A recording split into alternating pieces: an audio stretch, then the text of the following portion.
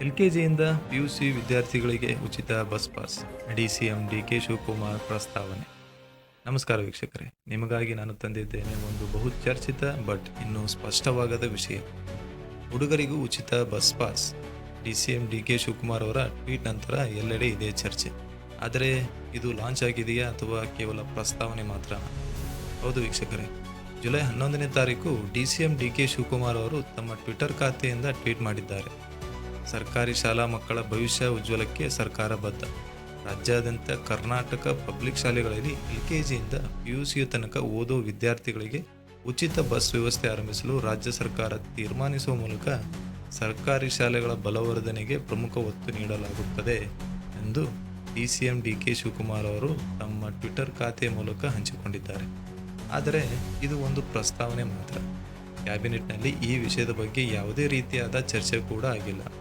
ಸಾರಿಗೆ ಸಚಿವರಾದ ರಾಮಲಿಂಗಾರೆಡ್ಡಿ ಅವರು ಸ್ಪಷ್ಟವಾಗಿ ಹೇಳಿದ್ದಾರೆ, ಇದು ಒಂದು ಪ್ರಪೋಸಲ್ ಅಷ್ಟೇ, ಕ್ಯಾಬಿನೆಟ್ನಿಂದ ಯಾವುದೇ ಅಪ್ರೂವಲ್ ಬಂದಿಲ್ಲ.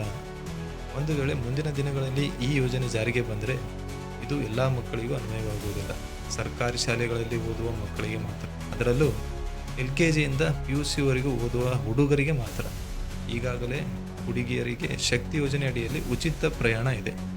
ಈ ಯೋಜನೆ ಪ್ರಾಮಾಣಿಕವಾಗಿ ಆರಂಭವಾದರೆ ಸುಮಾರು 3 ಲಕ್ಷ ವಿದ್ಯಾರ್ಥಿಗಳಿಗೆ ಲಾಭ ಆಗಬಹುದು.